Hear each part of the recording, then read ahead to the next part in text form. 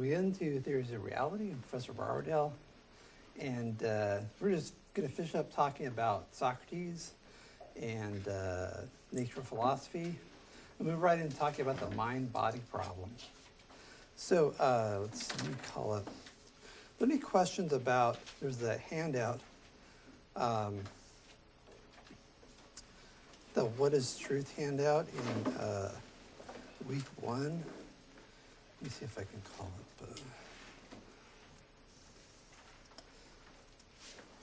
Call my PowerPoint here.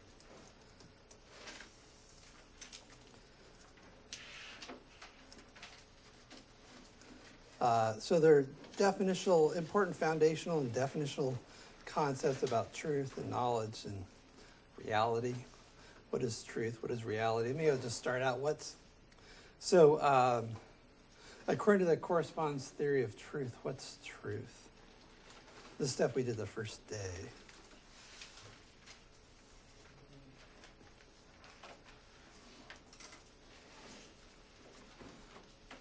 What is truth? Did we talk about this at all? I know I told you to read it. I thought we talked about it in class for a bit. The nature of truth and the nature of reality.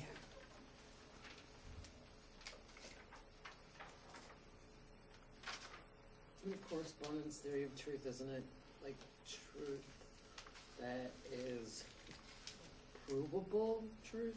Okay, so provable is the right word to use. Yeah, I think you hit on an important distinction between truth and justification, which is proof. So, but I think you're in the right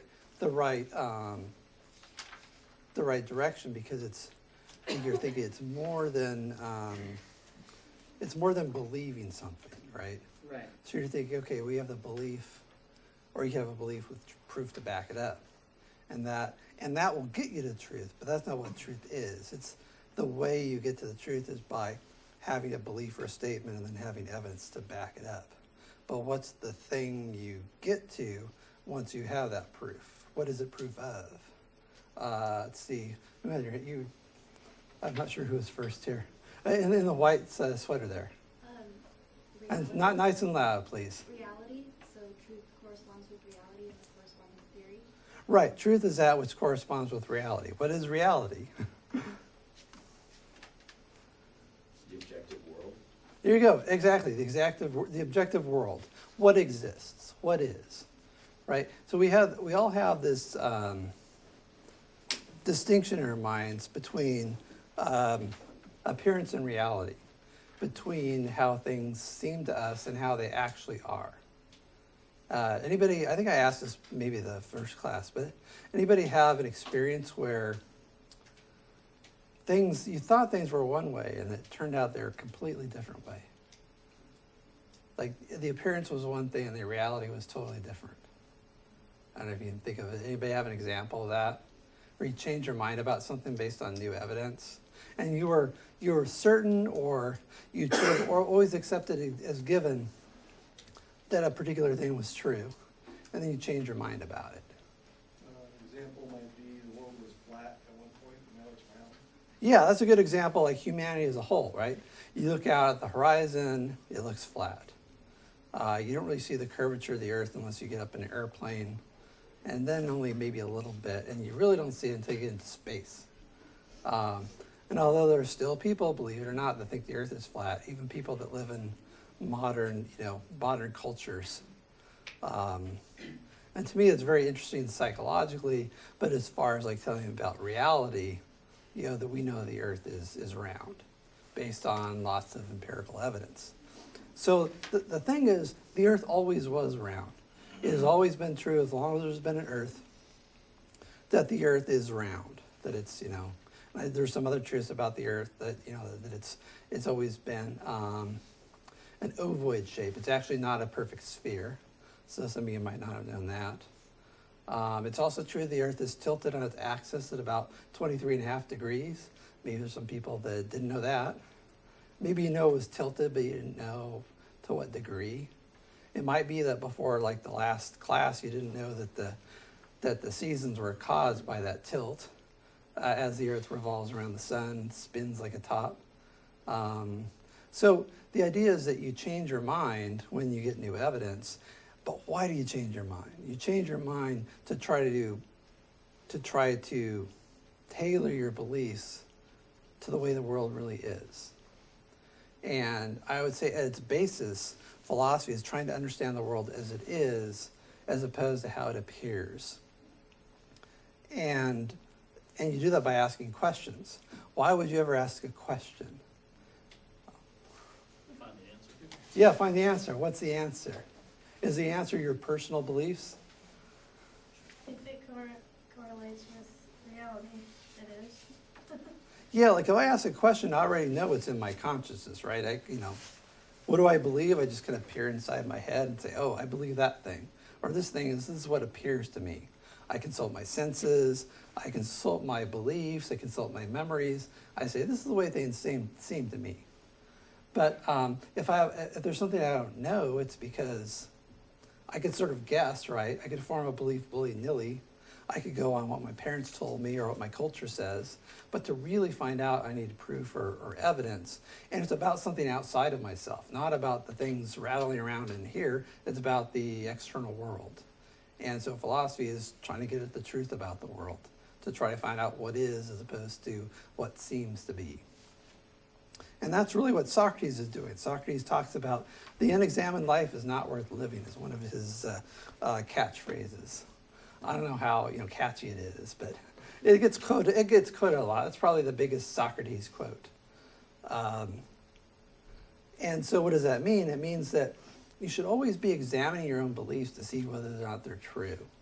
And to not take it as a given that everything you believe is true.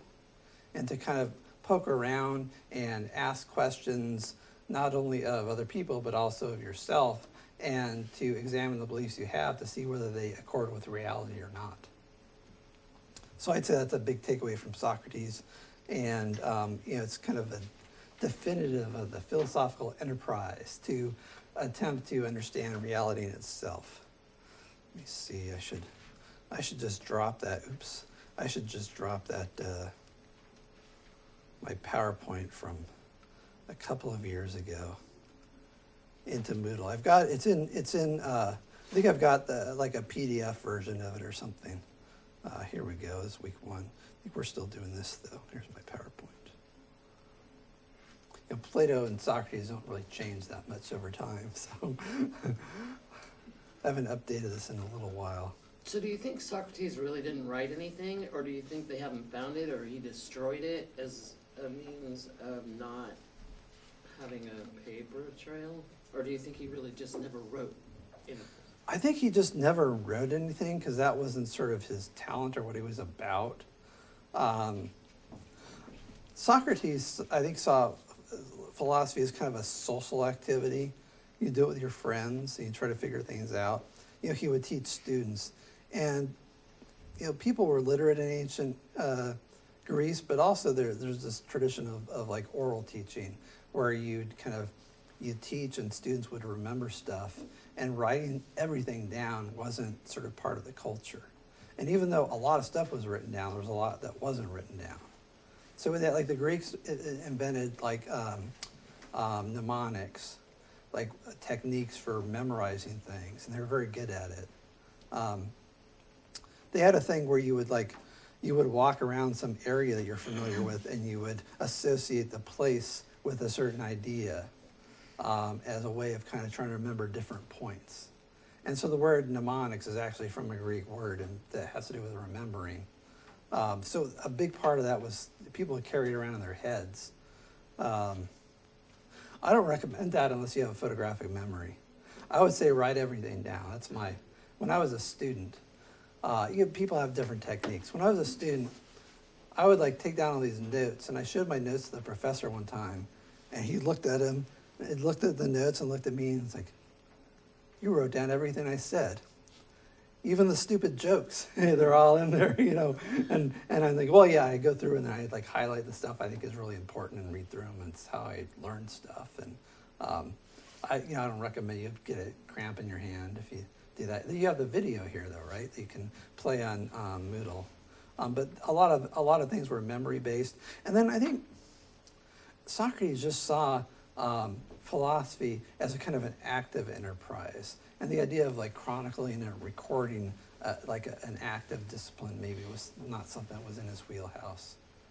But yeah, it's an interesting question about why he didn't write anything. But I think the historical evidence is that he didn't.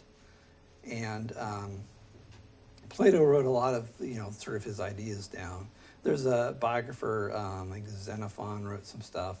There's a life of Socrates. Some of this stuff is written a generation or two after he's dead.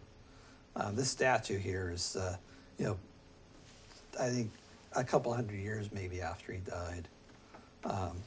You can see the nose here. It's not, maybe it's not quite a stub nose. You probably can't see from this angle. But it's great that Plato had Plato was very literary and he loved writing things, but there are also all these dialogue forms. So it's a lot different than reading Aristotle. It's kind of dry and just sort of and sometimes we think Aristotle may not have written Aristotle, that what we might have is like lecture notes from Aristotle's students. There's some dispute about that, and Aristotle really doesn't have a style. It just reads like a textbook. The ideas, I think, are really interesting, but the philosophy, as far as reading it, it's kind of boring. Yeah, if you had to give me a choice between on a lazy Sunday afternoon reading Aristotle or reading Nietzsche, it'd be a pretty easy choice.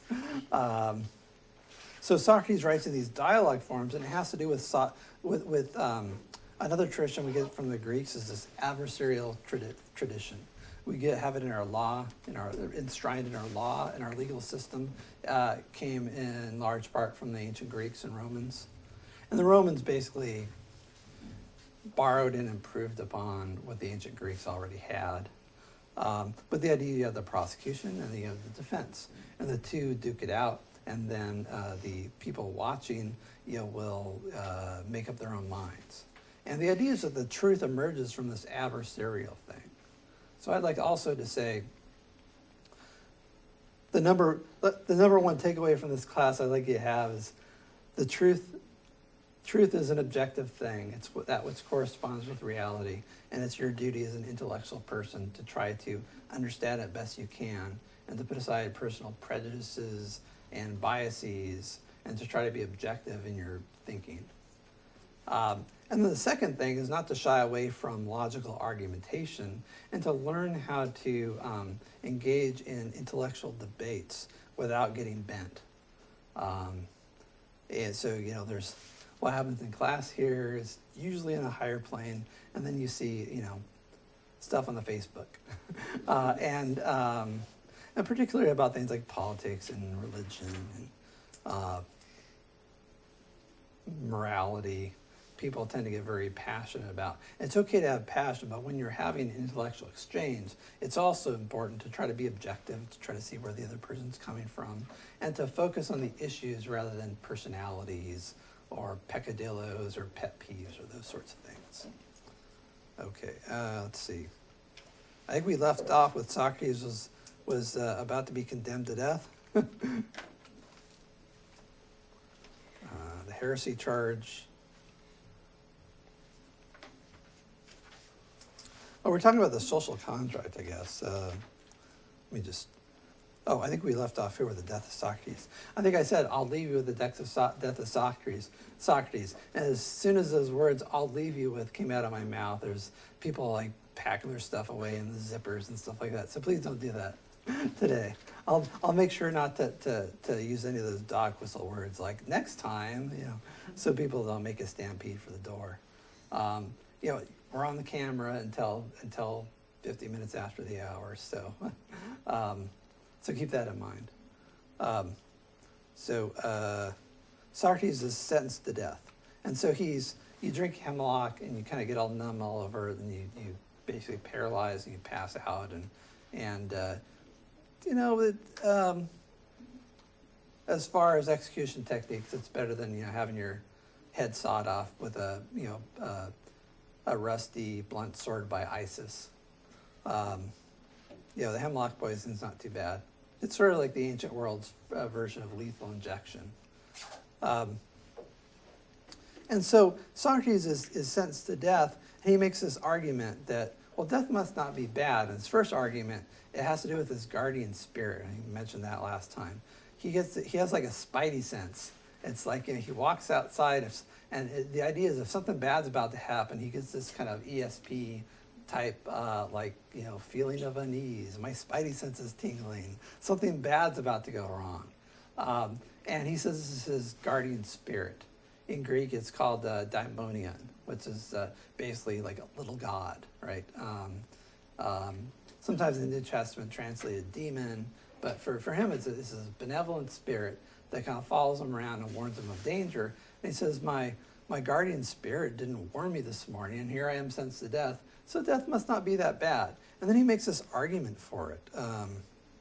So he says this, he says, look, death it's one of two things. Okay, first alternative is it's an endless sleep. And so you get this idea that you rest, somebody dies, like a celebrity, right? George Michael.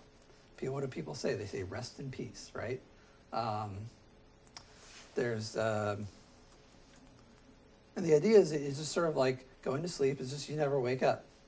And it's seen as you're resting and you go to your eternal rest.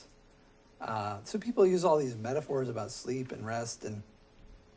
And so he says, well, who doesn't enjoy a good night's sleep? And you'll never be bothered by any of the problems of life and what could be bad about that. And he also makes this argument that, fear is based on something bad happening. But if you don't have any conscious experience, then how can anything bad happen to you, right? If you're not conscious anymore, you can't experience anything good, but you also can't experience anything bad. And so he says, okay, well, maybe there's some other alternative. Maybe it's a transition to a better life. So maybe it's, heaven. And Socrates, he gets excited talking about, I'm going to go, I'll go cross-examine the heroes of old, and I can talk to Odysseus, and maybe I'll question Zeus and ask him a bunch of questions, see what he has to say for himself. Like, cause trouble up there. I know what you do once you're dead. You can't be executed again. Maybe you get sent to Tartarus.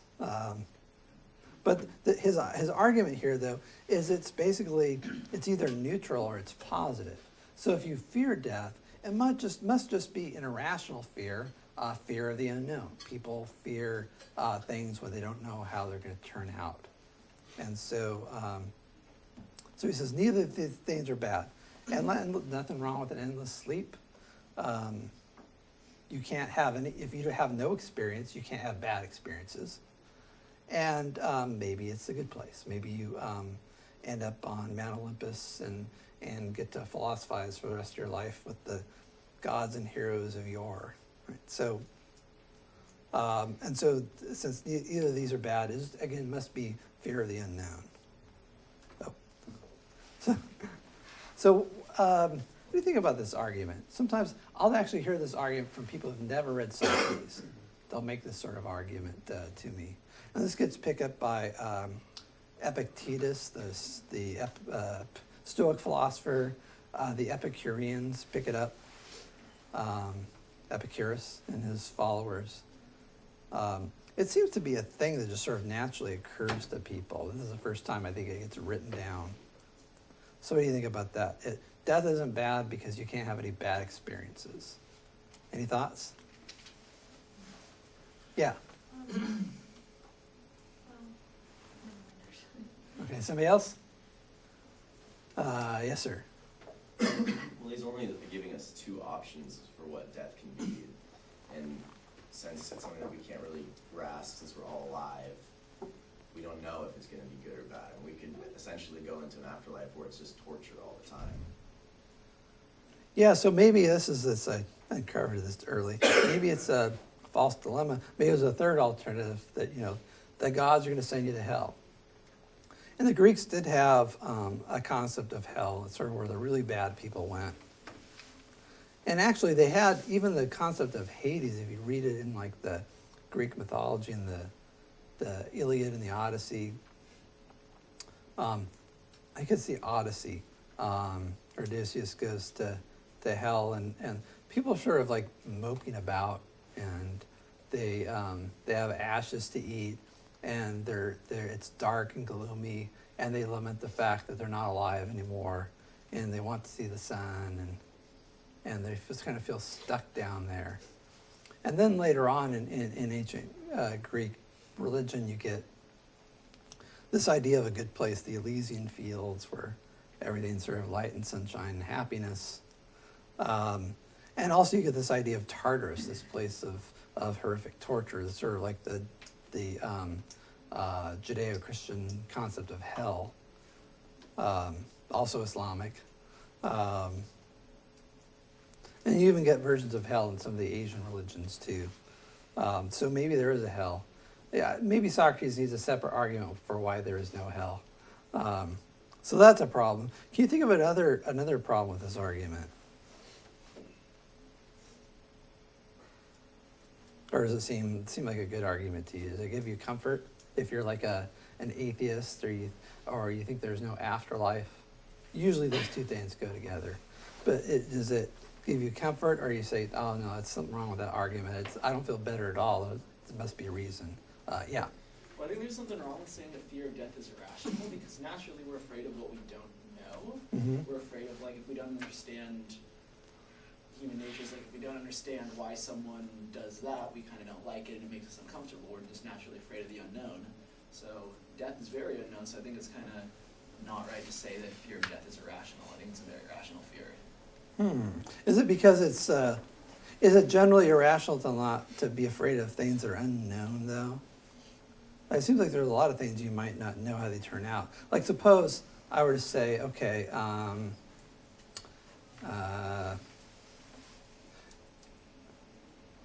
you just won something. You've won the philosopher's raffle randomly, and either you've won a congratulation card signed by your professor, or you've won $100.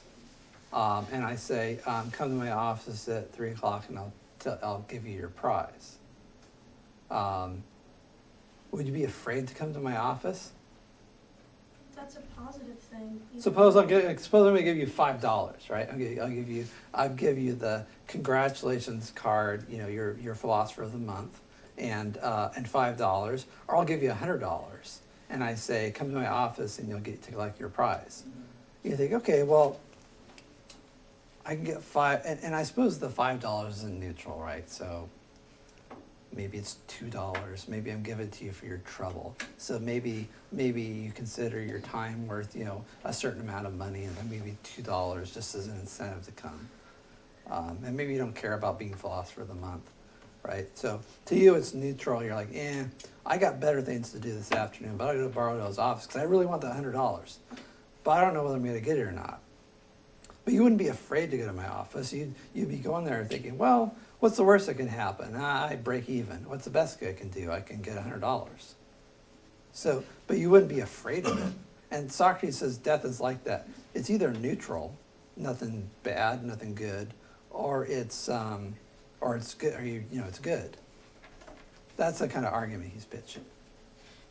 Now, naturally, I suppose we have this instinct that we want to live, but that's not necessarily a rational thing. That's just, I don't know.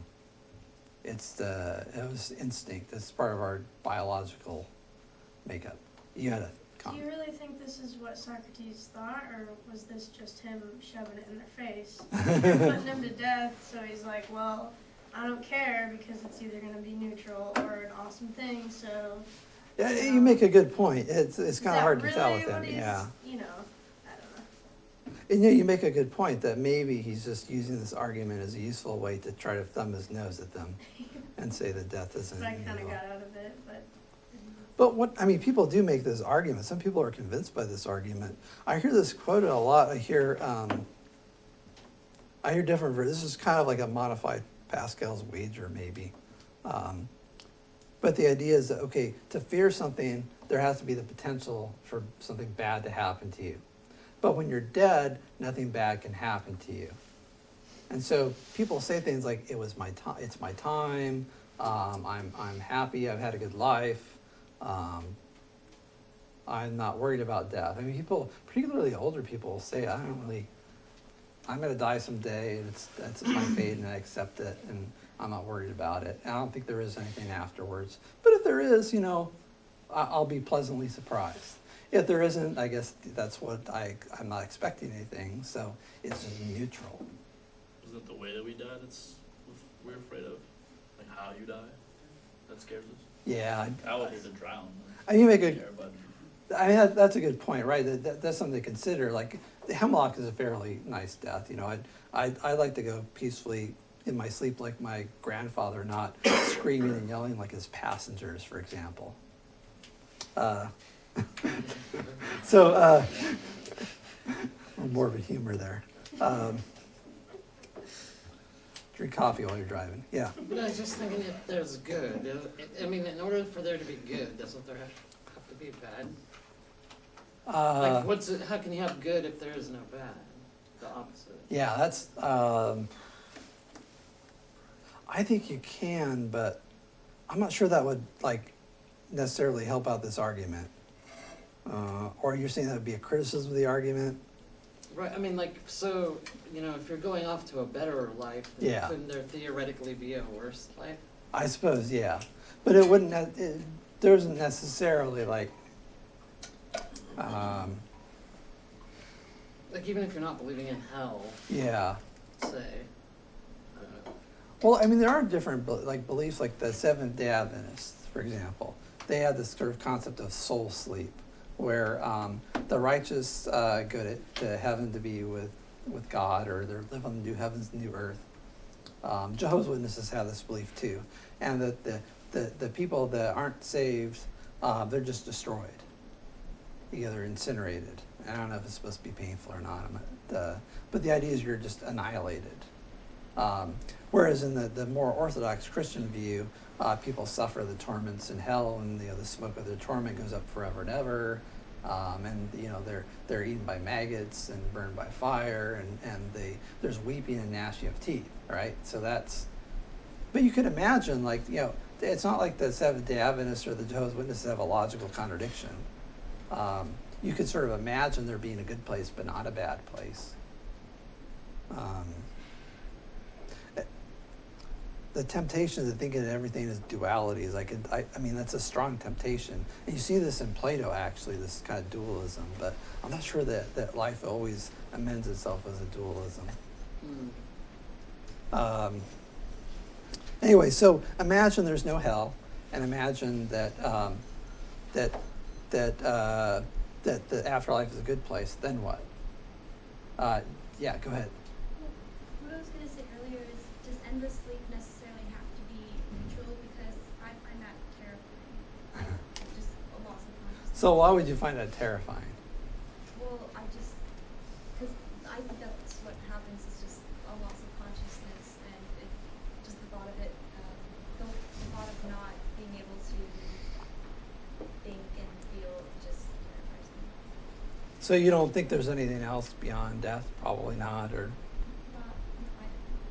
But you think that still the idea of death, it bothers you.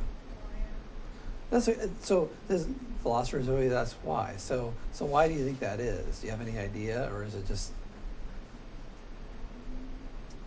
It might be something subconscious. It might actually be a belief you have that's sort of tamped down there. You kind of see intuitively that maybe something's bad about death.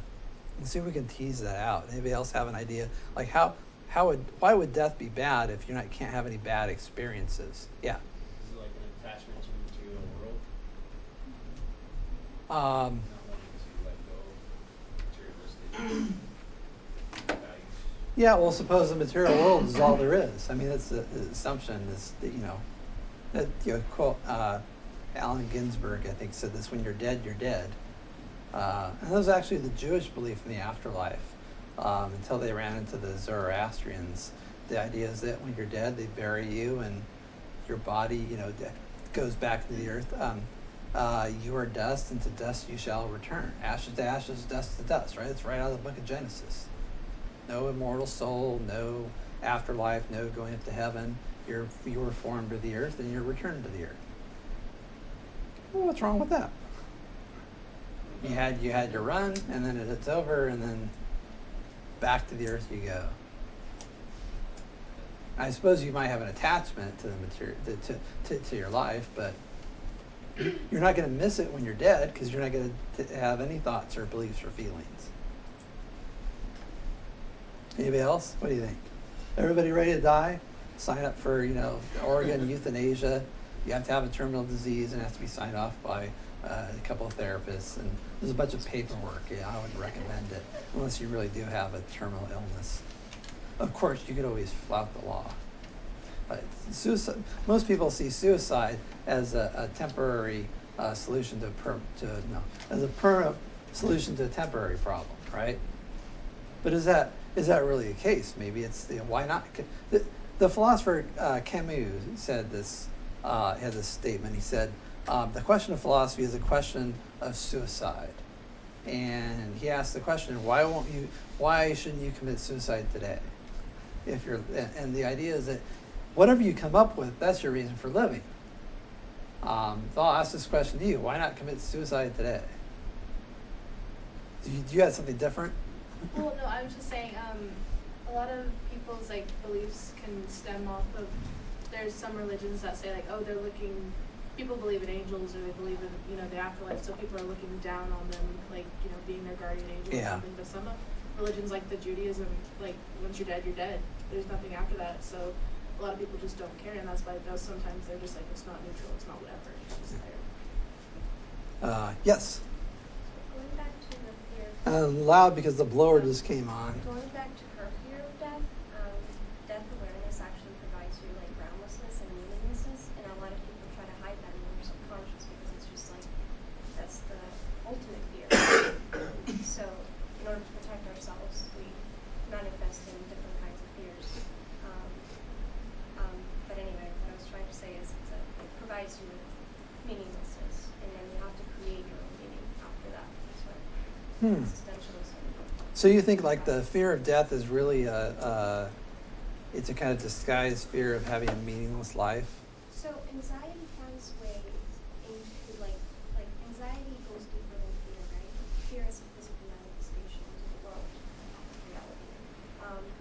So death anxiety gives us an incredible amount of anxiety. So we manifest it in different kinds of fears, like the fear of jumping off a building. Why should you fear that, right? That's exhilarating.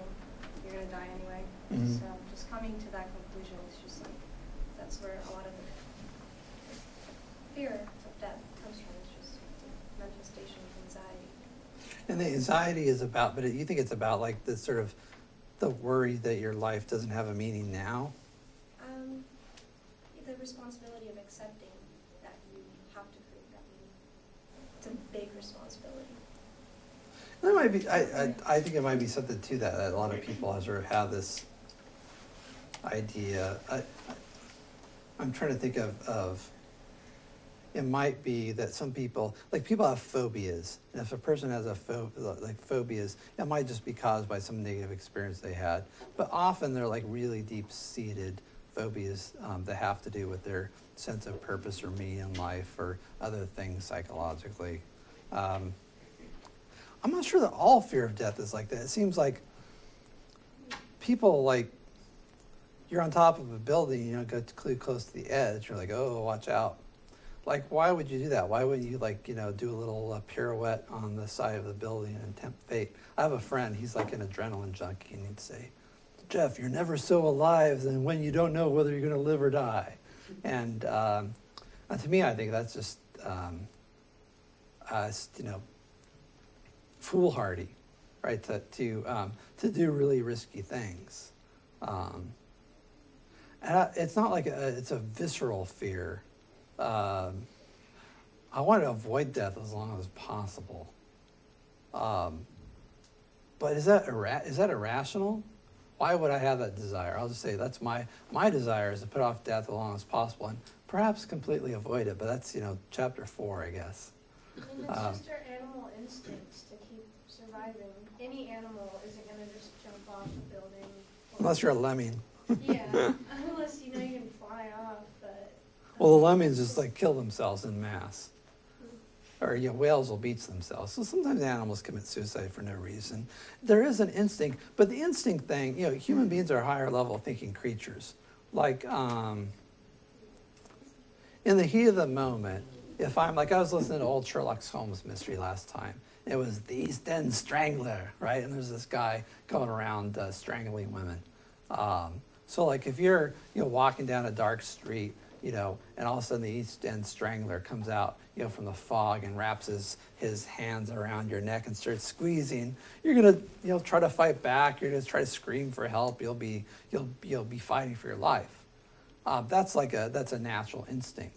But then, as you sit alone at home contemplating your life, and maybe there's a bottle of sleeping pills and you're racked with anxiety and you're thinking it'd be so easy to just take the whole bottle and just make all my troubles go away. The question is, why wouldn't you? By the way, if anybody's tempted to do that, get help. don't. This is a philosophical example. But the question is, why wouldn't you? And I think there's a really good answer. So don't tune out if you're watching at home, because it's an important answer. Why do people not do that? Yeah. I think it's because it's the opposite reason of why people are ready to die. Like, it's the reason it's not my time yet. Like, I still have things I want to do in my life. I still have experiences I want to, have and stuff like that. I think you hit on it. So it's not that you're worried about having bad experiences. It's that you're worried about missing out on the good experiences, right?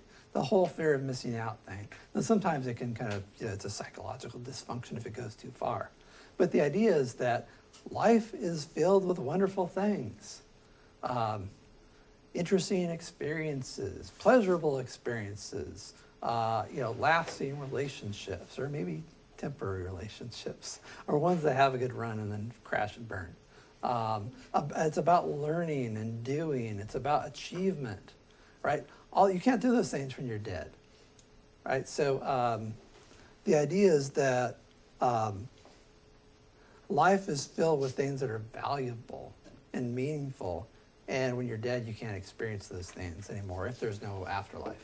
Yes? Isn't that all considered materialistic, though?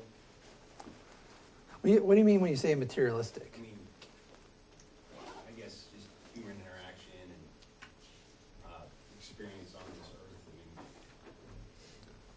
this earth. It seems like when you say materialistic, do you mean like sort of, sometimes when people say materialistic, they mean about like keeping up with the Joneses and buying a new car and being greedy and selfish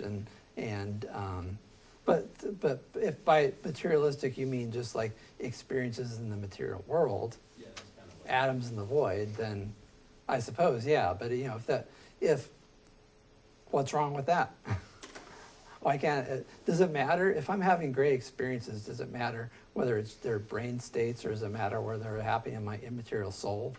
If when I die, my soul just sort of goes off into the ether or something. So and I think the fallacy of this argument is it doesn't pay attention to the things you lose when you die. Now Socrates, you might argue, is an old guy, and maybe he's done lots of things that he's wanted to do, although he seems to be, on the top of his game, and it seems to be really sharp, based on what we hear from Plato. So I'm not sure that's a good argument either.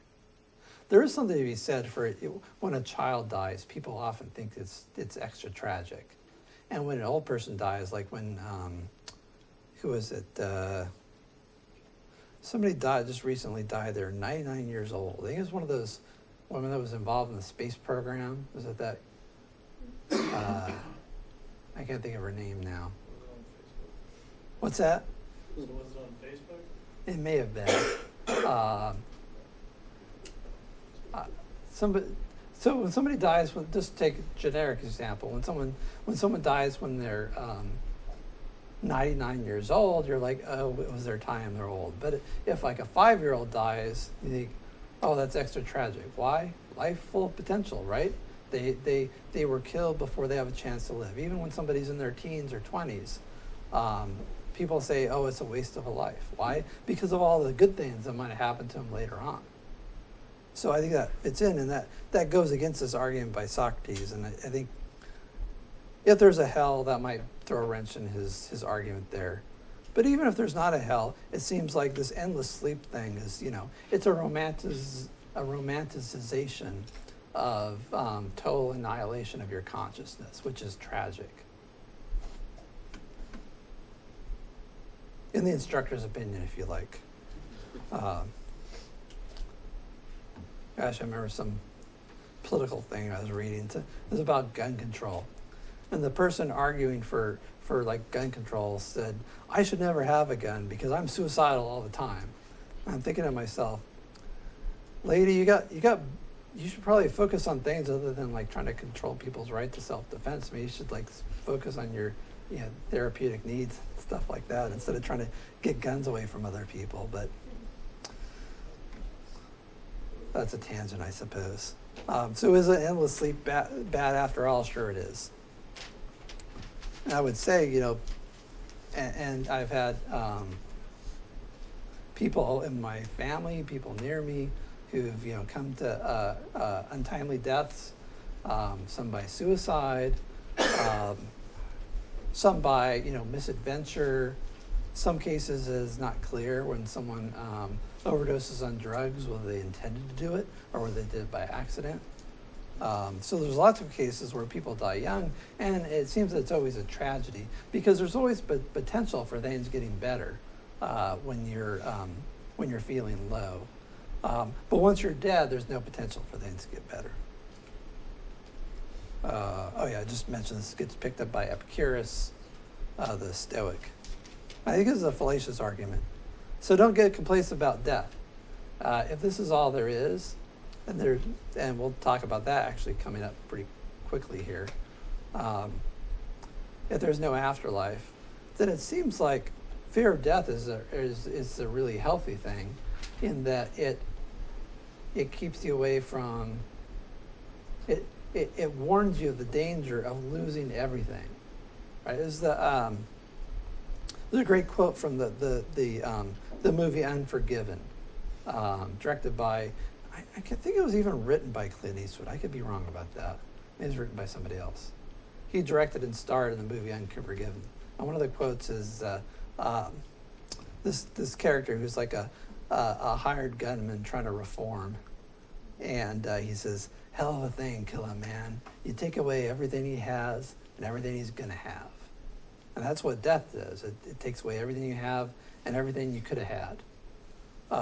And so I think this argument seems fallacious, and whether Socrates recognized it as such, I suppose, is an open question. Socrates' legacy.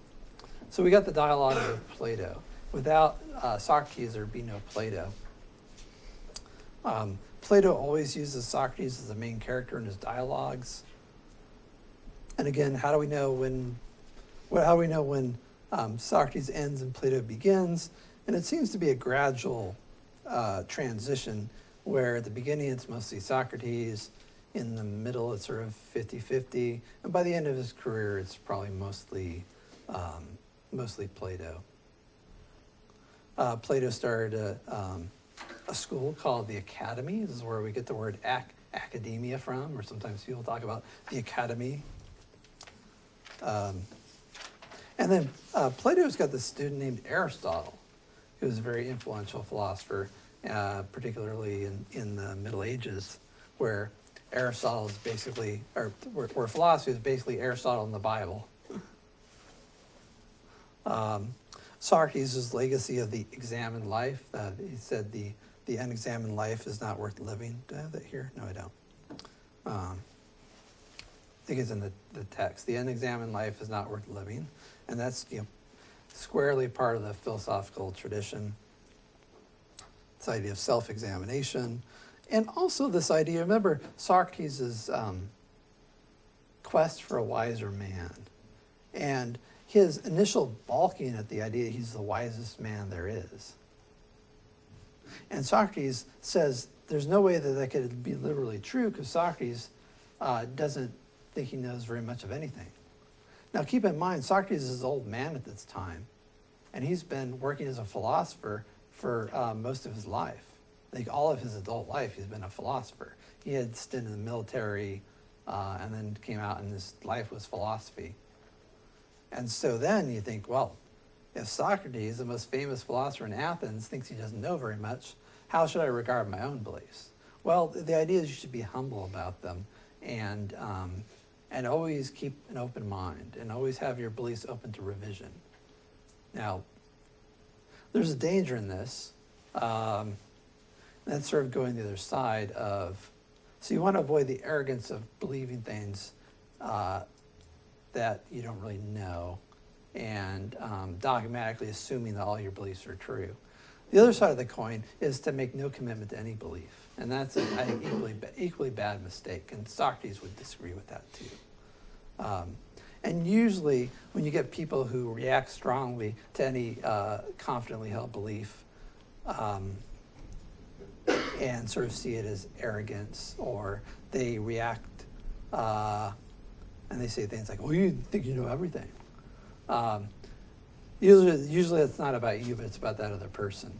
And there's a lot of, I don't know, psychological stuff going on about people that won't commit to any beliefs.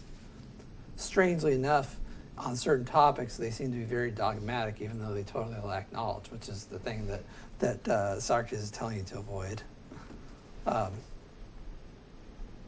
The quest for truth. Philosophy is a quest for truth. This is a big part of Socrates' legacy. The philosophical enterprise is trying to get to not just like the narrow, particular truths about geology or astronomy.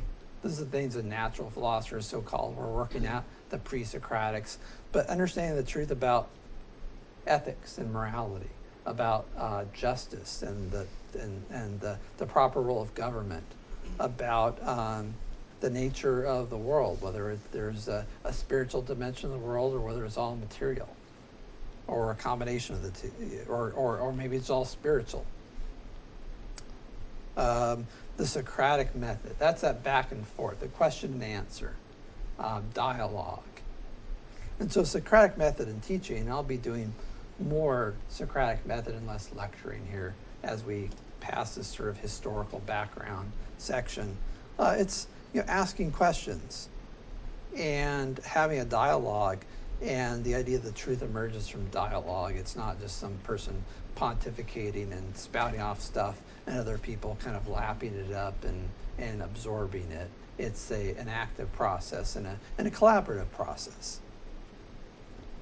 The basic branches of philosophy, they all come out of Plato and Socrates. So all the fields of philosophy we see today, with a few kind of minor exceptions, cognitive science is sort of a hybrid of philosophy and artificial intelligence and mathematics and some other sort of things. But the basic fields of metaphysics and epistemology and ethics and logic, they all come out of Socrates, Plato, and Aristotle. And let's take our break on time. I'll just talk briefly about the basic branches of philosophy, and then we'll jump right into the mind-body problem. Let's take 10.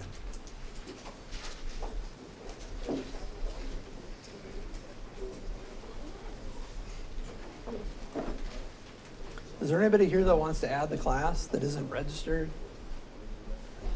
Excellent. All right.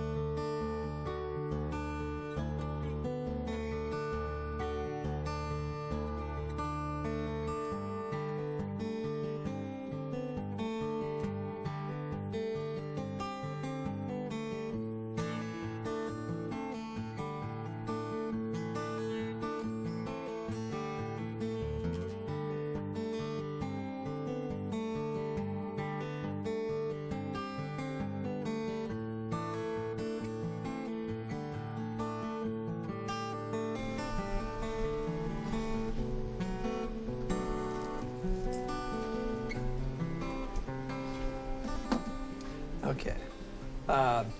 So the branches of philosophy. Oh, before, let's send a few announcements around. The campus administration is putting a lot of energy into campus clubs. So they're doing this welcome week thing a week late because there was a snow last week. So I think it's today and tomorrow they got free coffee and people representing the clubs showing up there. So there's lots of different clubs. If you find something of interest there, go down to Center 202 and check it out, or go to the OrgSync link they have here for Lane to get involved. You can see all the clubs there online. Also, the little club I advised for Young Americans for Liberty had a discussion of fake news, and we're going to continue it before this class, Center 401, and probably talk post-inauguration talk. You know, what does the Trump presidency mean for liberty? That'll be our one of our other topics. So everyone is welcome, regardless of political affiliation.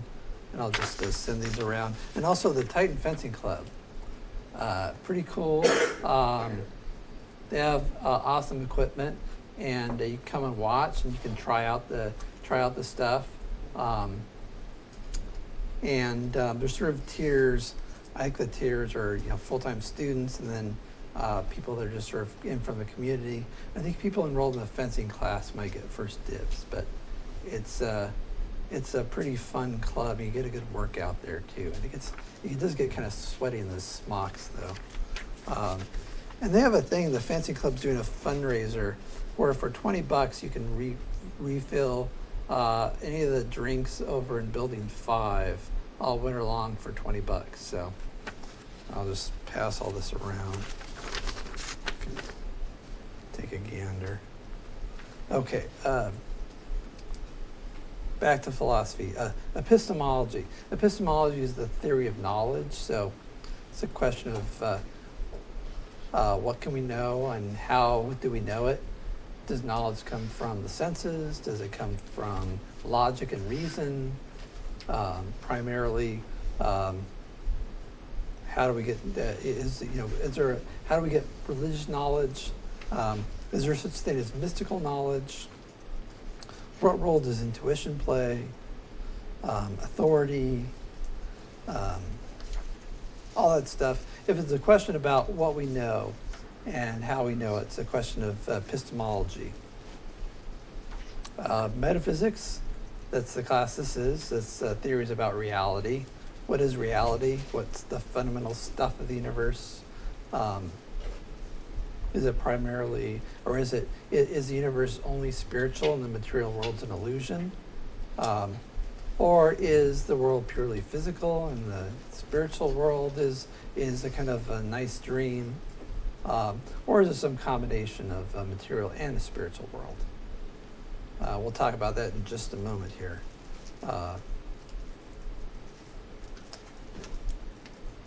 Ethics. Questions about right and wrong, good and evil. Is ethics subjective or objective? What things makes an act right or wrong? How is ethics related to God? Anything about right and wrong, good and evil, it's justice and injustice, it's ethics. And I think these three are like the main fields in philosophy, and the big three. And the big three classes we have. Social and political philosophy. Most philosophers think about this as kind of like a subcategory of ethics, maybe mixed in with some other things like practical, empirical questions. The social sciences, part of also going back again to Plato, political philosophy, the Republic, probably the first big work on political philosophy by Plato. Logic, Aristotle did a lot in this regard, came up with the basic logical syllogisms, the sort of basic ideas behind symbolic logic, recognized different kinds of valid and fallacious arguments that we see around us.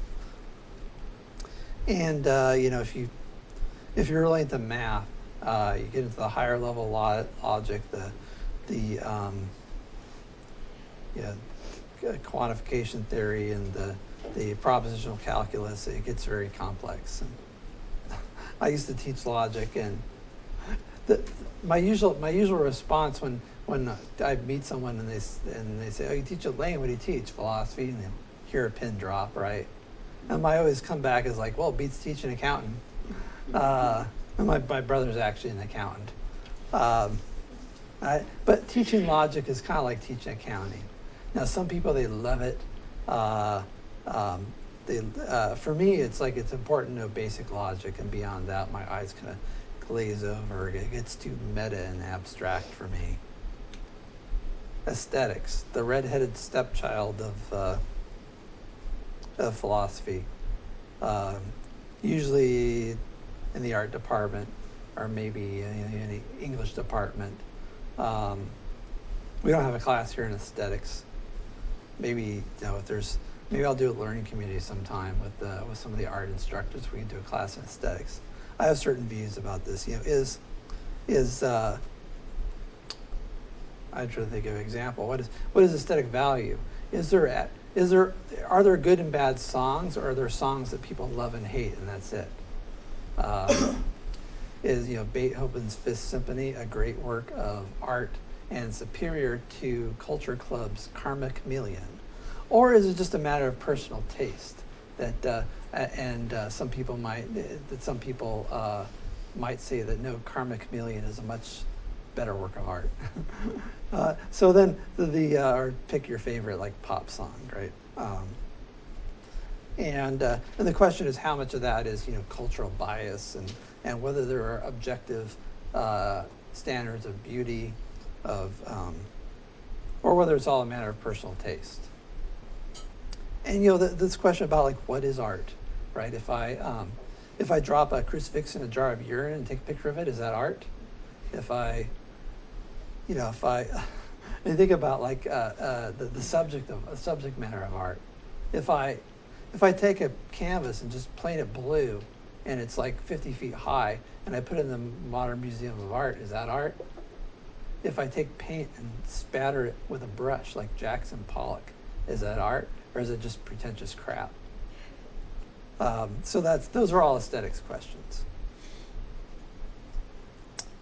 And like everything else, not everything else, but like most things, I have a view on the subject, as you might tell. Jackson Pollock. I'm in the wrong racket. I can do that. I can spatter paint on a canvas. History of philosophy. This is just basically looking at who the different philosophers are, how they influenced the philosophical movements, how they influenced culture, how culture influenced them. What did Nietzsche really think about X? Was Nietzsche a relativist? Or did he have some sort of standard of absolute truth and knowledge? Those sorts of things are all history of philosophy. And there are lots of different subcategories. Philosophy of mind is part of metaphysics. I'll say about metaphysics, we're also, some things, it's not always about what exists. Some of the thing, and maybe I should wait till I get to metaphysics proper. Sometimes it includes things like free will, which isn't really, you could say, does free will exist? But you're not talking about like whether a thing exists or not in the same sense of like, is there a God and is there free will? Seem to be different kinds of questions. It's not about the existence of an object. It's about the understanding of the phenomena of choice. So lots of different subcategories. To me, things like philosophy of mind and cognitive science, and there's lots of different little small niches in philosophy in these broad categories. Okay, that's it for that. There we go, all this down. Moving on. Only a little bit behind. We're good on the Tuesday. And what happens is in the fall, I feel like I'm behind in the Tuesday, Thursday classes with Thanksgiving, and then on the winter term, it's the problem is all the Monday holidays. Let's see. Questions, comments? about anything this far. Socrates, chapter 1, the handout on the truth and reality.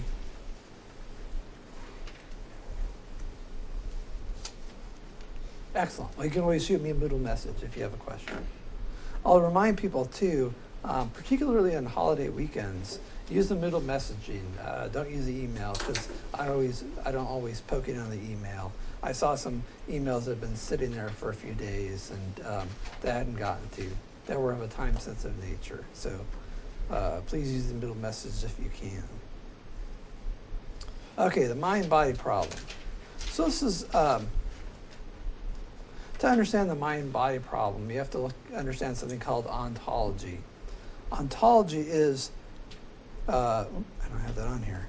Ontology is the study of being, B-E-I-N-G, being, or the study of existence. So it comes from the Greek word ontos, which means being or existence. So it's a question about what exists. And so ontology, you have three general views of ontology, which is, what kinds of things exist. And so one view is idealism. And idealism says that it's all spiritual stuff. It's all consciousness. It's all God. And that the material world is an illusion, that it doesn't have reality to it, and it's dependent on, or if it does have any reality, whatever reality it has is dependent on this spiritual stuff. So Plato actually talks about this. He talks about the real world being the world of ideas, and that the material world, so-called, are shadows and reflections of this world of ideas. In Hinduism, you get the idea that the material world is Maya, which means illusion, and that the true reality is spiritual in nature, identified with this divine being, and emanates from the divine being, and that reality is spiritual, and that the physical world is an illusion created by the spiritual phenomenon. You get this in some Easternized versions of Western religions, like Christian Science. So Christian Science, famous for people not going to doctors. And the idea is that disease is an illusion, like the rest of the material world. And so if you have enough faith, then your disease will disappear. And unfortunately, it leads to people with preventable diseases like diabetes or appendicitis, usually the children of Christian scientists dying for not getting medical treatment.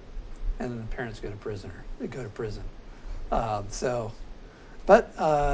Maybe there's something to this philosophical idea. But it might be that you should go to the doctor anyway. Why? Because you want to feel better. And as it turns out, that you're living in the illusion right now, and the illusion can go one way or the other, so you might as well have it go towards the pleasant way as opposed to the unpleasant way, and get treatment for those diseases, even if it's all kind of part of the shared illusion of the material world. There's a philosopher named George Berkeley. The University of California, Berkeley, was named after Berkeley. And even though his name is pronounced Berkeley, people out in California in the turn of the century or whenever it was founded didn't know how to pronounce Berkeley because it's English.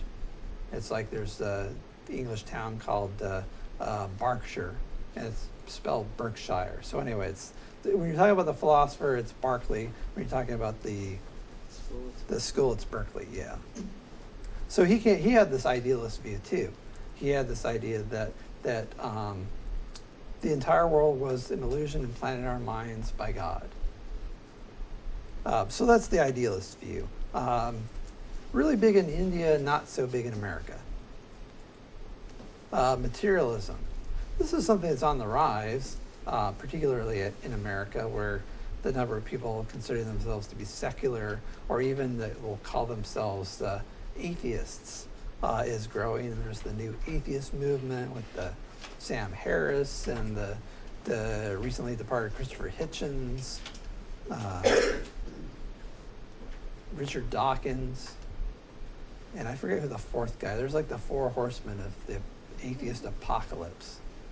But they're popularizers, they write books, they have cute little YouTube videos, go to conferences. And so materialism is on the rise. It's kind of an assumption of modern science. People are becoming more and more secular. Europe has a head start on us. The Germans and the French, I think a third of Germans don't believe in God. And in Eastern Europe, the numbers are even higher in some places. And so that's the materialist view is that it's all physical stuff. So idealism says that reality is all mental or spiritual. The materialism says it's all physical. It's only matter exists, and there is no spiritual world. The final view is dualism that says there's a combination of the two. There's both matter and spirit. And so this is a view most identified with Descartes. So Descartes says we're a combination of mind and body. And we'll talk about the different views we can have on the mind-body problem based on these different ontologies. So idealism, everything is spiritual or mental in nature, only consciousness exists. Materialism says it's all physical, only matter exists. And then dualism says they both exist. There's matter and spirit. There's consciousness, and then there's the physical world.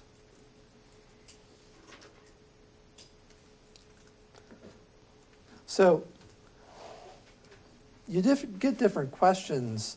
The mind-body problem, it has different, you have a different mind-body problem depending on what your ontology is. And so the problem for idealism and materialism is if it's all the same, if your mind and your body are both immaterial spiritual substances, why do they seem different? Why does it seem that your mind is different from your body? Why is it that if you believe as strongly as you want that you don't have the diabetes, that you go into insulin shock when you don't get the proper physical treatment? Or if materialism is true, why is it that thoughts seem different from material objects? You ask yourself, what color is the concept of justice? Or, how much does, how much does the concept of evil weigh, right? Those seem like to be nonsensical answers. Those are concepts or ideas, and they seem different than the physical world. And so the question is, if it's all the same stuff, either mental and spiritual or physical, and just matter, atoms in the void, why does it seem like mind and body are different? Why does it seem like matter and consciousness are different things? And then the question for dualism is the second question, which is, if they're so fundamentally different, how do they interact? So if your mind and your body are fundamentally different substances, how is it the two seem to interact? So that's the mind-body problem for the dualist. So the idealist and the materialist, and we'll probably focus on the materialist because idealism, like I said, very popular in India, and maybe you can explore that in the Hinduism, Buddhism class. And you get sort of niches of people that believe in idealism in America, and you get Berkeley, but most people think Berkeley was crazy. So it seems like in contemporary American intellectual discourse, the big battle is between materialism and dualism. And in Western philosophy, this is where the big fight has been between the scientific materialists and typically religious dualists, or at least philosophical dualists, many of whom are religious.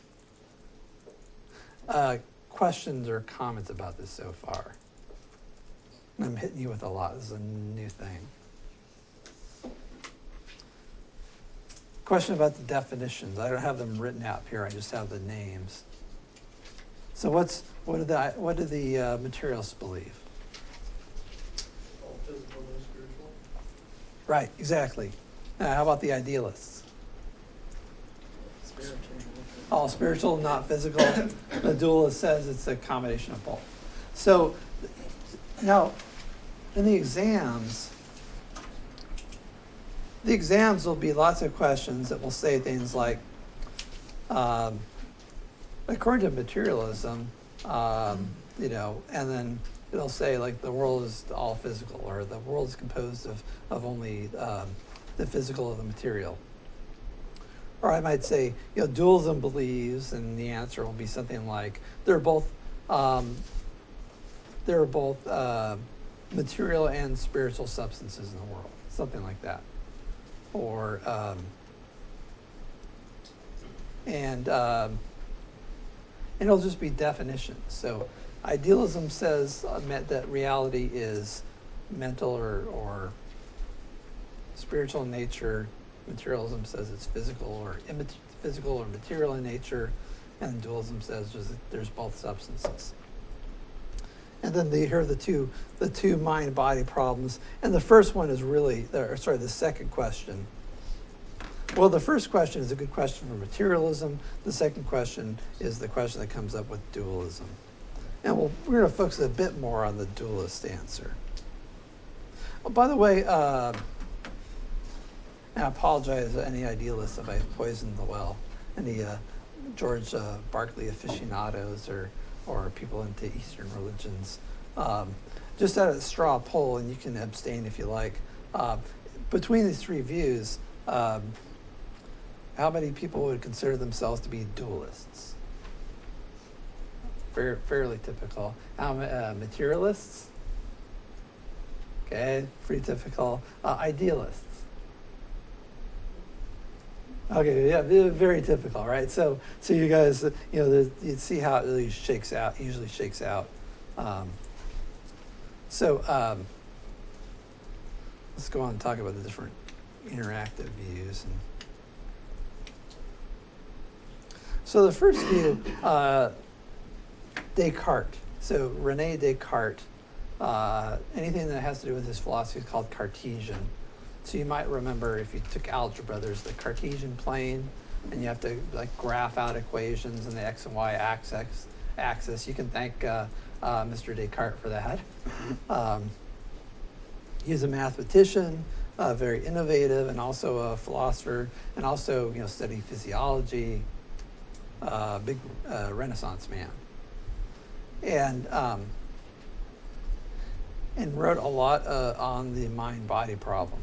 So his idea is that the mind and brain interact. Not the mind and brain, the mind and body. And he thinks here, so the part of your body, the brain, interfaces with your mind, in particular in this place called the pineal gland. And some people call it the pineal gland. I should look it up. Is there any anatomy, physiology students here? Medical student. Pineal. Potato. The pineal gland. I've heard it pronounced both ways, but the one of the ways might just be wrong. So in the pineal gland, and it's this little gland. If you've ever seen the movie From Beyond, there's a guy. His pineal gland sort of sprouts his eye and is looking out and can see the spiritual world, and that's all out of Descartes. That's a good, if you like B horror movies, and H.P. Lovecraft. From Beyond is a good one with Jeffrey Combs, a great character actor in there. But the idea is that it's a gateway to the spiritual world. And so in your brain, now why do you pick the pineal gland? Who knows? This is the beginning of anatomy, right? So he's just trying to figure out, and it turns out that the pineal gland, controls some interesting things, including the libido. But as far as we know, it has nothing to do with the interface with the spiritual world. But Descartes was taking an educated guess. We don't really know why. The broad point, though, is just that there's this interaction, and we really don't know how it works. But Descartes says just because we don't know how it works doesn't mean that it doesn't work. And I think Descartes would say you can just, that it happens, but we really can't explain it. Just the way you know that heavy objects fall to the ground, you might not know why, might not. This is before Isaac Newton. You might not know why gravity exists, but you know that it exists. And even though Descartes' a rationalist, I think his argument for that might just be based on your experience. And he talks about your kind of inner experience where you have you notice this causal relationship between the two. So he says we know it happens, we just don't know why. Like you have you haven't eaten for a while, and there's a physiological reaction in your stomach, and that causes a mental sensation in your mind. You have a desire for food. Or can you think of what might be some other examples? Let's see if I have. Oh, no, I didn't write that yet. Oh, no, I can't go back. Oh, I can use the arrow keys. Sorry for the little writing. I wasn't ready for that yet. So, what's an example of the mind and body interacting? Can you think of an example where either your body causes something to happen in your mind, or something in your mind causes something in your body? Yes? Like when you touch a hot stove? Yeah, so there's the physical damage to your fingers, and then it goes in your brain, and then you get pull your hand back, and you get the feeling of pain. That's a thing in your mind, right? It's not a physical thing in your nerves. It's something that you experience consciously. They have this weird thing where when they use hypnosis for dentistry, people sort of split, and they'll say, like, under hypnosis, they did this experiment where they took a person and they stuck their arm into a vat of ice water. And I don't know if you've ever done something like that or had your hand be like really, really cold or stuck into ice water and had it in there where you're fishing for something or whatever for a long time. And it starts to really ache and it's really painful. If you take it out after 30 seconds, you're not going to get frostbite or anything. But it's really painful. And so they put people under hypnosis and they had them stick their hand in there and they'd say, ask them how they felt. And they're like, I feel fine, but this is the other guy. He really wants to take his hand out of this vat of ice water because it really hurts. So there's a sort of weird bifurcation of consciousness, maybe the conscious and unconscious mind. Descartes really doesn't deal with the unconscious mind, and it doesn't really come around till Freud, really, a couple hundred years later. But there's this idea that pain is something you feel in your mind, right? There's a physical picture, but most people would say damage to your body conveys things to your nerve. It goes into your brain, and then it gives your mind the sensation of pain. It's something you experience, right, consciously. Other examples? Yeah. I think sexual interaction is a really good example because it just like all the different thoughts and emotions it creates in the mind afterwards. Or even before, right? Yeah. So you have like a lot of people say it happens to you. It's all but the biggest arousal organ is the brain, right? All this goes on behind here, and people they think of a certain idea or they see a picture, and all of a sudden they feel sexually aroused. It's like, and other people are like, man, that doesn't do anything for me.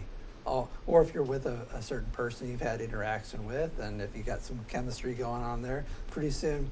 But it could be just an idea in your mind, right?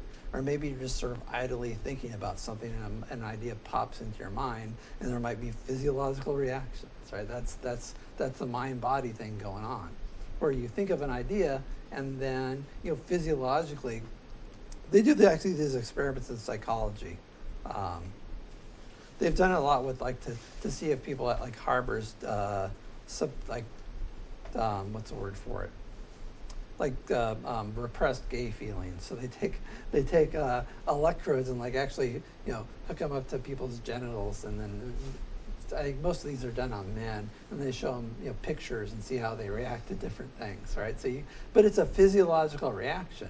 You look at a picture, how does it seems to affect your body? What about anybody see a sad movie lately? Yeah. What's one? Too Young to Die. It was like the saddest movie in the world. I saw that. It was really depressing. Yeah, the whole way through. It's just the saddest thing ever. What's her name? Juliette Lewis, right? Brad Pitt. It's one of her early films, I think. Yeah. This is about this messed up teenager who ends up getting caught up with her loser criminal boyfriend. She was like 13 though. Yeah, So and then ends up getting executed. Is she killed and is she like executed by the state? Is that the thing? yeah, she gets taken to the gas chambers. Right. She's like 15, and that was crazy.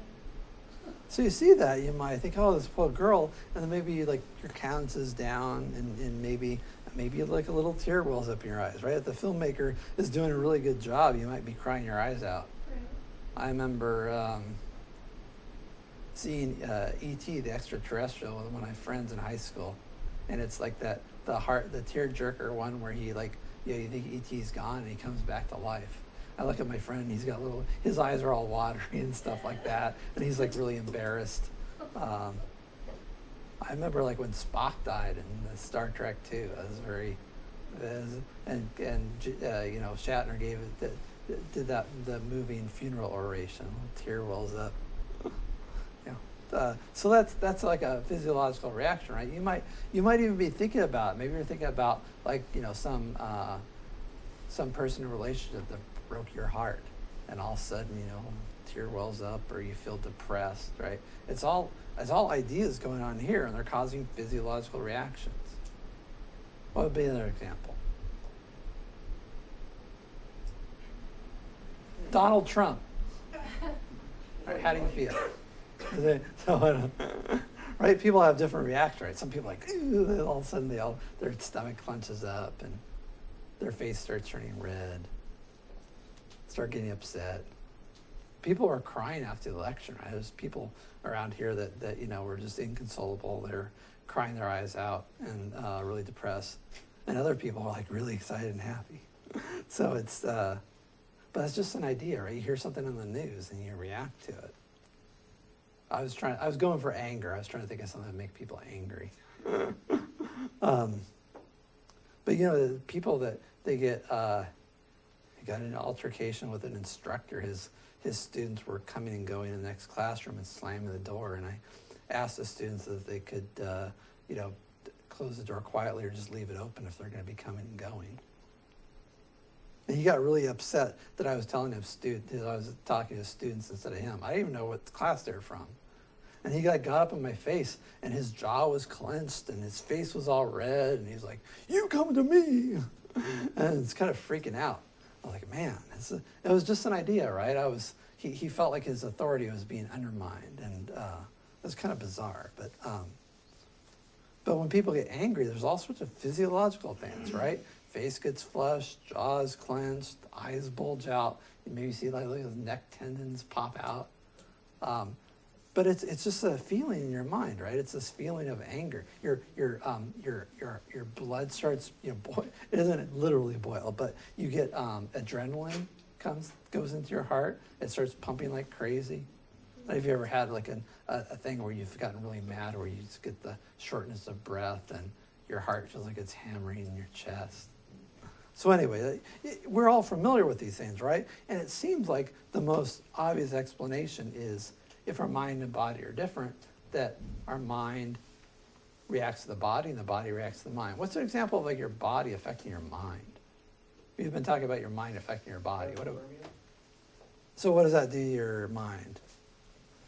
Realizing you realize that's cold and painful. Okay, yeah. So it's just, that might be a special case of pain, I guess, yeah. What about other cases where your body might affect your consciousness, besides pain?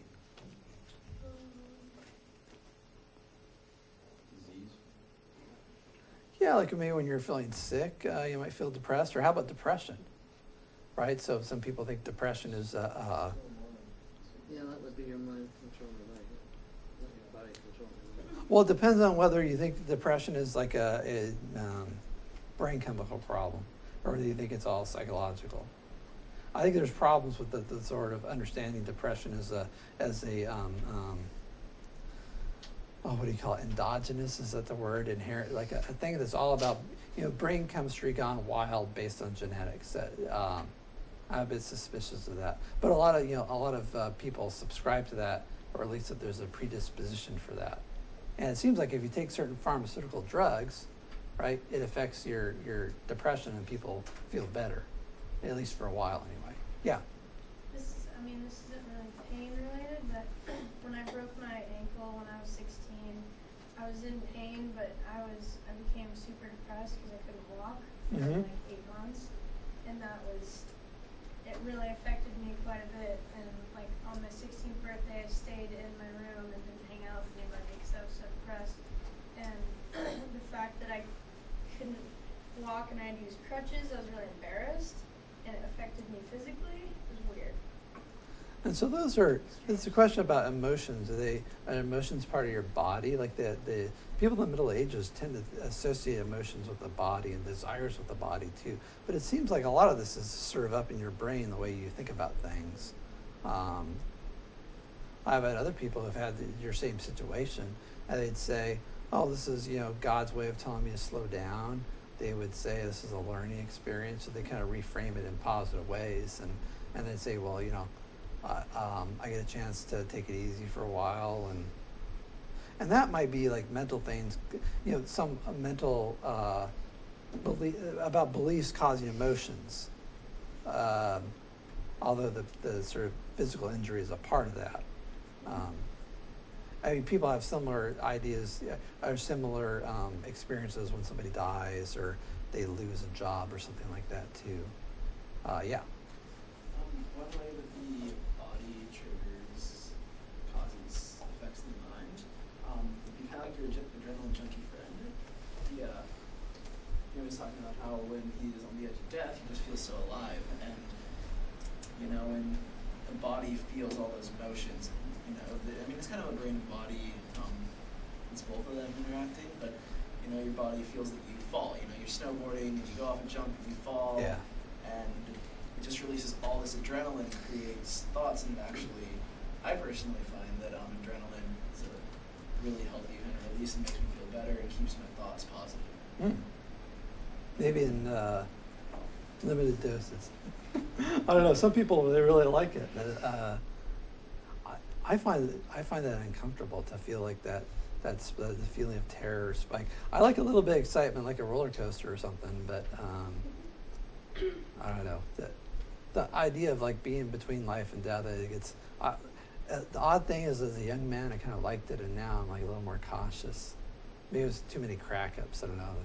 Felt like the evil Knievel of snowboarding after a while there. Yes. Does the mind-body problem ever question people that are born without their sight being able to comprehend a concept like a color, or people that are born without hearing, can they think about what music would sound like? So that's more of like an epistemology thing. This question of where does our knowledge come from? And if knowledge comes from the senses, what about people with no senses? Can they have certain knowledge about that? And I guess it's more thinking about the metaphysical picture about what is the mind and how is it related to the body, as opposed to where some of the conscience of consciousness come from. David Hume had this interesting idea in talking about that. He talks about the missing shade of blue, and he says, imagine there's a gradation of shades going from really dark to really light, and there's a bunch of color swatches, and there's a missing swatch.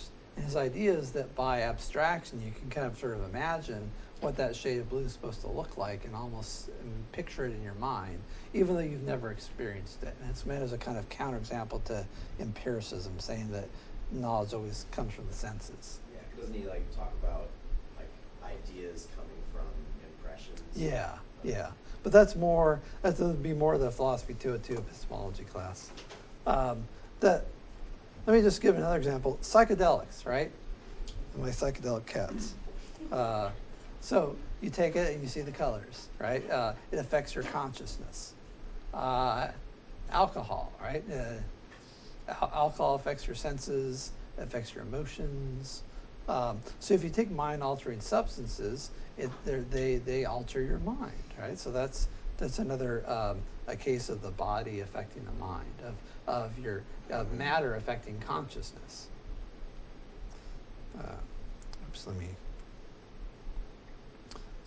But what Descartes says is we know these are different substances because they're conceptually distinct. So, and he thinks about, well, if you think about the concept of the mind, the concept of body, you can see that they're different. So what do you think about when you think about the mind? What kind of qualities does it have? What's the mind filled with? Yeah, thoughts, ideas. So, memories, right? Are there any rocks in there? Possibly. Maybe, yeah. So you think it's not physical objects, right? It's ideas. The ideas, they don't have weight, they don't have color or shape. They don't have size. Those are all physical attributes. But there are things like they're abstract or they're concrete. They might be logically related to each other. They might be true or false. You might have confidence in them, or you might even have an idea in your mind that you disbelieve in. Maybe you have a concept of God, but you think there is no such being. So all those, and you might have attitudes towards those ideas. You have emotions, right? But look at those are all part of consciousness: feelings, emotions, ideas, beliefs. You might have certain attitudes, preferences. You look at the physical world. Does the physical world have any attitudes or preferences? Or you look at a rock. I suppose you could have a concrete rock in the sense that it's made out of concrete, right? But there's no abstract rock, right? Concrete is just a metaphor. Objects, they have size, they have mass, they have color. Plants can have a preference though, because like some of them can't grow in certain places, so they just don't. But do plants have consciousness? So that's the question. Okay, some people read The Secret Life of Plants and believe everything in it. I'm a little bit more skeptical about that. I would say, you could make a good argument that plants don't have neurons and don't really exhibit behavior. Now, certain plants grow in certain. I think preference there is a metaphor. Like certain plants will grow better in some areas than others. Some plants like being, you play music for plants, talk to them, they grow better. Oh, If you don't, there's a reason for that. I'm trying to remember what it is now. There's actually a physical material reason for that doesn't involve the plants enjoying the music. you produce carbon dioxide, and that's what it's used to do. So Talking to them, right. Talking to the plants it gives them more carbon dioxide, right? So Descartes' argument, he's a rationalist, and rationalists think that concepts really matter, and you can figure out all the truths of philosophy just by kind of meditating on concepts and seeing how they're related to each other. And the concepts tell you about reality. And so he says, if you think about the mind, it's filled with ideas and beliefs and feelings. You also, in your mind, you might make a decision, right? Does a rock make a decision? Are there decisions out there in the material world? The trees don't make decisions to do things. Rocks aren't true or false, right? If there's a rock, it's just a rock. There's no truth and falsity applies to beliefs in your mind, but it doesn't apply to external objects. So he'd say they're just fundamentally different. You can't take the qualities of the material world and use them to describe the qualities of the spiritual world. You can't take the qualities of the spiritual world and use them to describe the physical world. They're fundamentally different substances, physical and mental, spiritual and material. And never they do meet. They meet in the pineal gland or the pineal gland. So that's his argument for why they're different. Now the question is, how do they interact? And here's some kind of some jargony stuff. This is about as jargony as we get, because we're not going to do any continental philosophers. No Heidegger in this class. Sorry to disappoint. No Foucault or Derrida. But we will talk about epiphenomenalism. So epi meaning on top of, phenomenalism. What's the stuff that's happening? And so epiphenomenalism has this idea that the mental and the mental and physical worlds, that put this the right way. So physical stuff causes mental stuff, but not vice versa. So the idea here is that if you think about your brain is sort of like a fire, and you think about your consciousness, it's like smoke. So the fire causes the smoke, but the smoke doesn't cause the fire. It's a one-way interaction. That physical stuff in your body causes consciousness as a kind of byproduct. So as a byproduct of having a brain and having central nervous system, certain stuff is created, which is different from your body, but it doesn't really have any effect in the world. You look at what smoke does, it just sort of sits there and floats around. And that's the idea of consciousness. It's just this byproduct of the workings of your brain.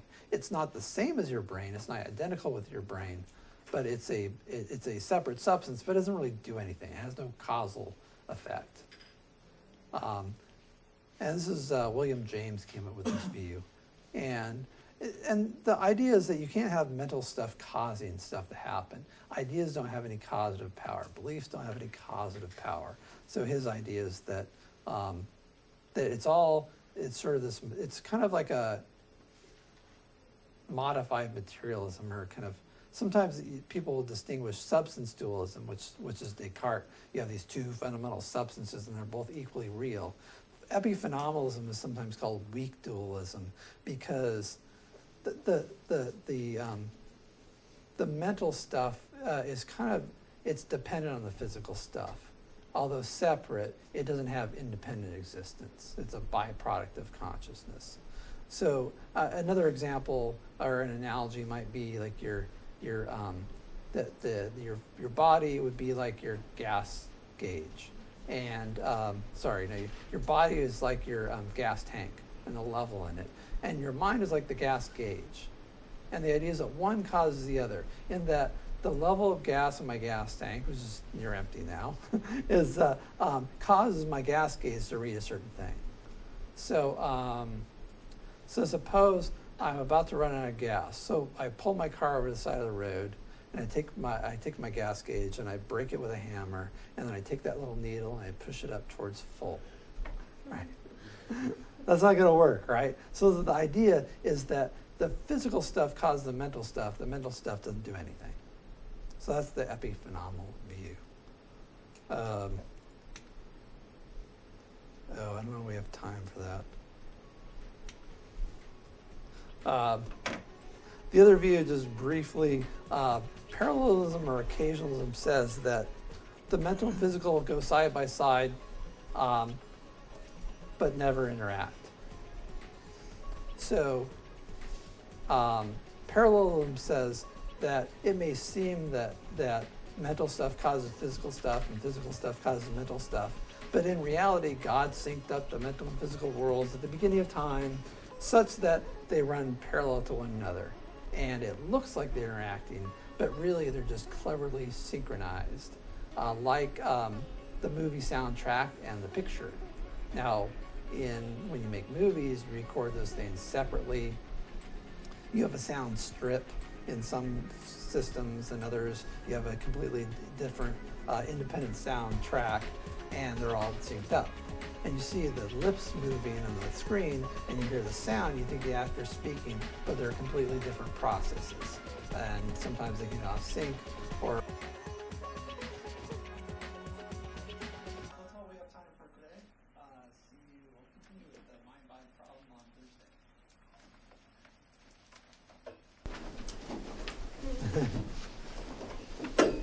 didn't hear my play out. I think I got cut off again. I think so, yeah. Usually they'll have the music that will come out, and that's like my cue, but they got a new guy in there. No, it was playing. Was it? Yeah. It wasn't. It wasn't loud. It wasn't loud enough. Is there Yeah. any homework we should read besides the chapter 3? Nope. That's it. We'll talk about starting Do that you on. want us to read chapter 3 for Thursday, or do you want us to read it? I think that's not till next week. Okay. Yeah. So chapter 3 is in week 3.